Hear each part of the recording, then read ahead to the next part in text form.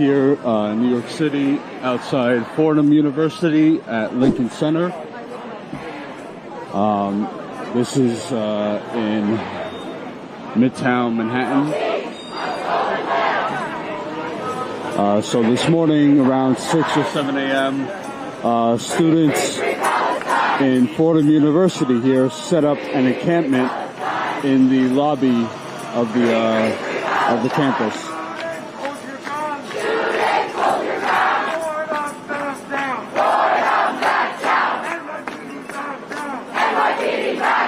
I want your thoughts on the media's and the politicians portraying these protests as being anti-Semitic.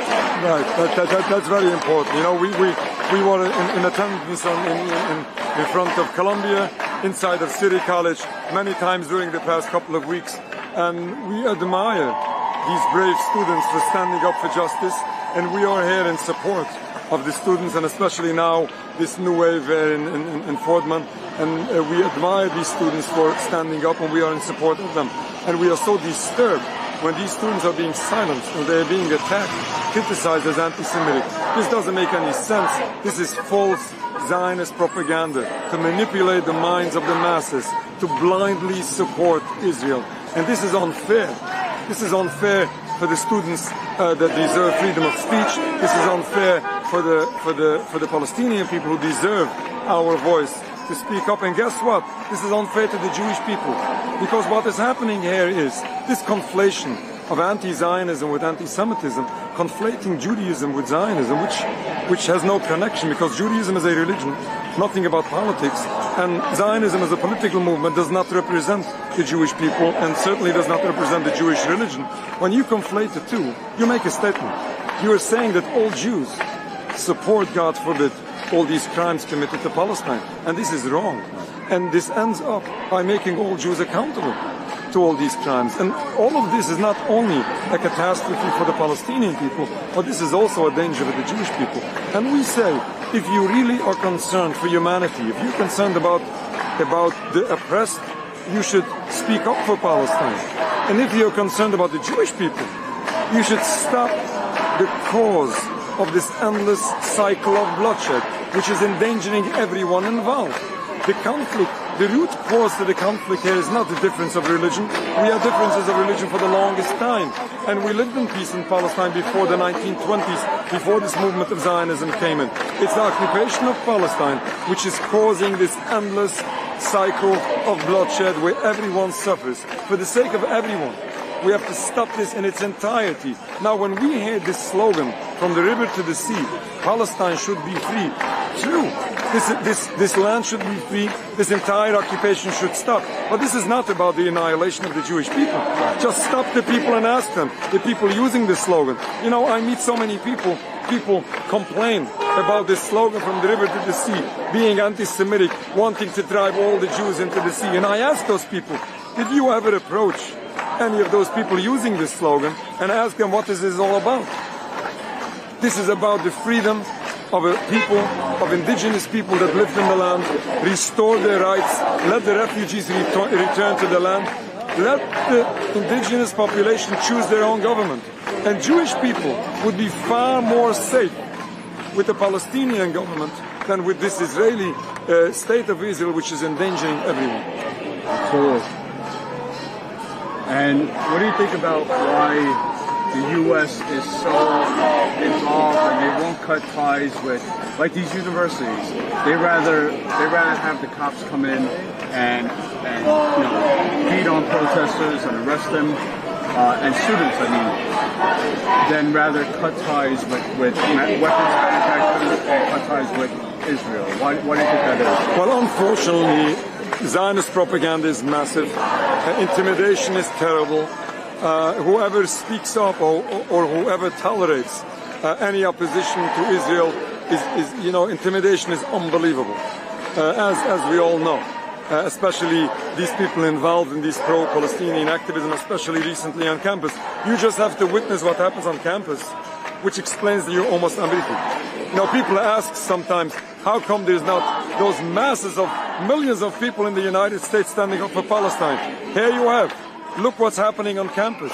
This is the answer to everything. The question is, how come that these students are brave to overcome all this intimidation? This is shocking. This is encouraging. This should be a lesson to everyone. But listen, there's another thing also. We have mainstream media here in the United States and in other parts of the world. Unfortunately, so many people are totally misinformed, have no idea what's happening. We need alternative media. We need honest journalism. We need honest reporting like you, like other people. We need this because people on the ground deserve to know better. They deserve to have the abilities, the capabilities of overcoming this massive propaganda. And we have to realize that unfortunately, all of us are being misled to not only do harm or allow harm to others, but to endanger ourselves also. This is not in our interest as Jewish people. This is not our interest as Americans to blindly support Israel. This is against Almighty God. This is against humanity. This is against us all.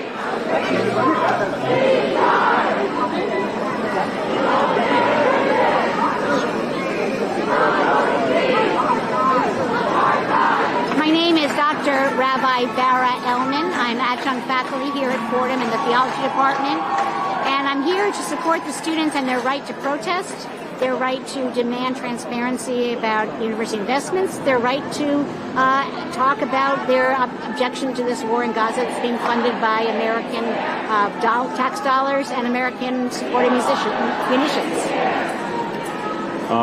And talk about, did you see what happened last night and what's been going on the past few weeks, but especially last night with the NYPD coming out together? Yeah, I mean, we've seen the NYPD do this before. We saw it during Black Lives Matter protests. We saw it during the sanctuary protests.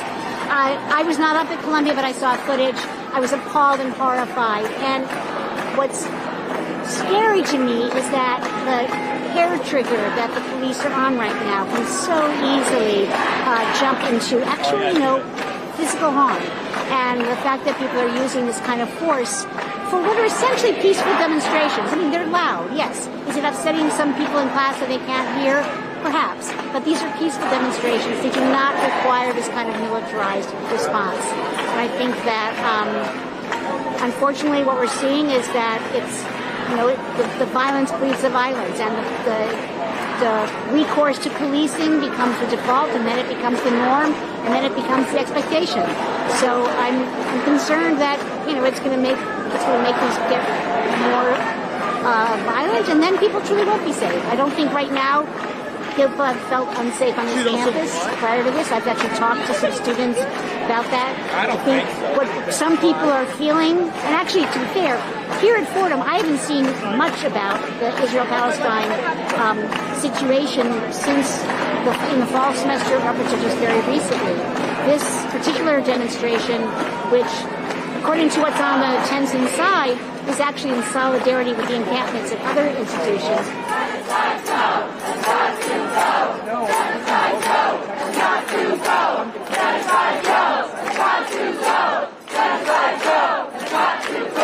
We're here right now outside of Fordham University, Lincoln Center. I believe it's about 3 p.m.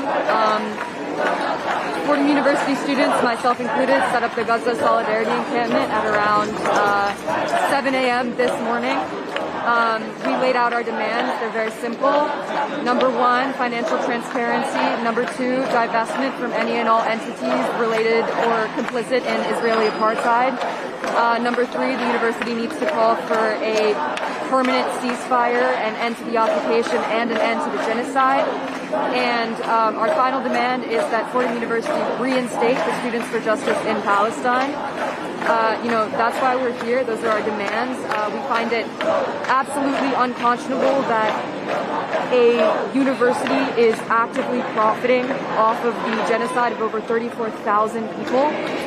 In fact, there's a part of the, we have something called a Student Managed Investment Fund. And in that fund's quarterly report, there's a piece of that report that speaks to how the spikes in tension between Israel and Hamas can lead to potentials for profit.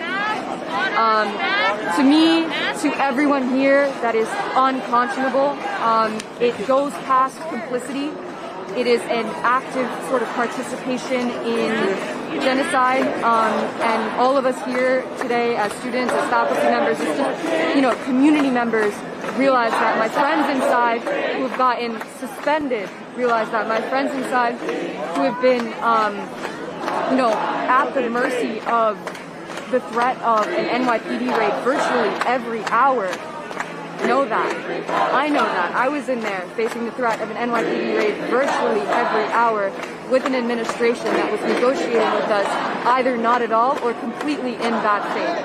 That's why we have all of these people out here today, because they understand the severity of the scenario.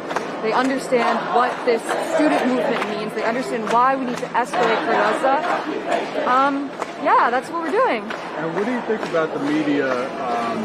They kind of focus on the campus protest itself, but not the reason why students are protesting. Absolutely. There's no mention of that. Yeah. What are your thoughts on the media and their portrayal of these protests as being anti-Semitic? So I'll answer the first part first. I think it's really, really critical that we sort of center what the demands of our student protesters are. I think it's an absolute disservice to them and all of the risks that we are taking to, not center what we are asking for, which is a free Palestine by virtue of, cutting all ties with the Israeli apartheid state. And I think that needs to be made clear first and foremost, that we do this in solidarity with the Palestinian people. We do this to sort of, with the hope of creating material change.